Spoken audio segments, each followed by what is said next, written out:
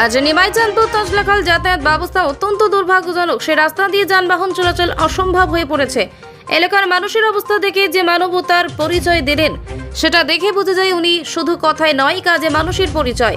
অসম জাতীয়তাবাদী যুব ছাত্র পরিষদ এজেওয়াইসিপি নেতা কবির উদ্দিন লস্কর সত্যি খুবই প্রশংসনীয়। বিস্তারিত দেখুন আমাদের বিশেষ প্রতিবেদনের মাধ্যমে। ক্ষতিগ্রস্ত হয়েছে। চাওক, আপোনালোকে দেখিছে যে তসলাখালৰ মানুহৰ কি অৱস্থা।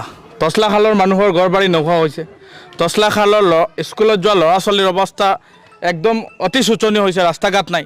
তাৰপিছত এনেধৰণৰ অৱস্থা, মানুহৰ আজি খোৱা পানীও নাই, মানুহৰ খাদ্য সামগ্ৰীও নাই, ল'ৰা ছোৱালীৰ যিবিলাক খাদ্য সামগ্ৰী এইবিলাকো নাই, আকৌ যিবিলাক মানুহে পশু খাদ্য এইবিলাকেই পোৱা নাই।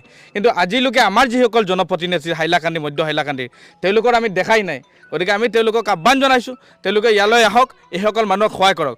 অন্য হাতেদি আমি অসমৰ মাননীয় মুখ্যমন্ত্ৰী ডক্টৰ হিমন্ত বিশ্ব শৰ্মা ডাঙৰীয়া আৰু জলসম্পদ মন্ত্ৰী পীযুষ হাজৰিকা ডাঙৰীয়ালৈ আহ্বান জনাইছোঁ যে আপোনালোকে মধ্য হাইলাকান্দি জিলাৰ পূৰ্ব অঞ্চলত বৃহৎ দুটা নদী বাংগন আছে, এটা আংকাই লংকাই, এটা তসলা। এই দুইখন নদী বাংগন মেৰামতি কৰিবৰ কাৰণে আপোনালোকে অতি সোনকালে ব্যৱস্থা গ্ৰহণ কৰক। ইয়ালৈ আপোনালোক আহক, এই সৰিয়হ জমিনে মানুহৰ এই দুৰৱস্থা আপোনালোকে চাওক। তৃতীয় কথাটো কৈছোঁ যে এটা কথা আপোনালোকে জানে যে বাৰম্বাৰ তসলা খালত, আংকাই লংকা খালত একাংশ কণ্ট্ৰেক্টাৰৰ জৰিয়তে জলসম্পদ বিভাগৰ ঠিকাদাৰসকলে কোটি কোটি টকা আত্মসাৎ কৰাৰ পৰ আজিলৈকে তদন্ত হিমন্ত বিশ্ব শৰ্মা ডাঙৰীয়াক আহ্বান জনাইছোঁ, জলসম্পদ মন্ত্ৰী পীযুষ হাজৰিকাক আহ্বান জনাইছোঁ যে আপোনালোকে অতি সোনকালে এই তসলা খালক ডাইচৰ নামত যে কোটি কোটি টকা একাংশ কণ্ট্ৰেক্টাৰে লুটি থাকে, আংকাই লংগাৰ ডাইচৰ নামত কোটি কোটি টকা লুটি থাকে, আমাৰ মনপুৰৰ ডাইচৰ নামত কোটি কোটি টকা লুটি থাকে, তেওঁলোকৰ ওপৰত অতি সোনকালে তদন্ত কৰি তেওঁলোকৰ ওপৰত ব্যৱস্থা গ্ৰহণ কৰিব লাগে।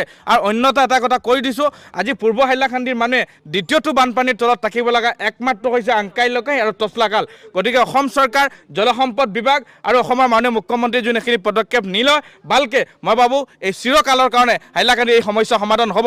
কিয়নো এই দুটা মাথাউৰিয়ে সমগ্ৰ হাইলাকান্দিৰ জিলা, আজি আলকাপুৰ সমষ্টিত পানী ক'ৰ পৰা হৈছে, আমাৰ তসলাখালৰ পৰা হৈছে, আংকাই লংকাৰ পৰা হৈছে। গতিকে আহ্বান জনাইছোঁ মুখ্যমন্ত্ৰীগৰাকী ইয়ালৈ যদি আহে, আমি আদৰণি জনাম, আমি তেখেতক কেনেধৰণে এই ব্যৱস্থা গ্ৰহণ কৰিব লাগে আমি সহায় কৰিম।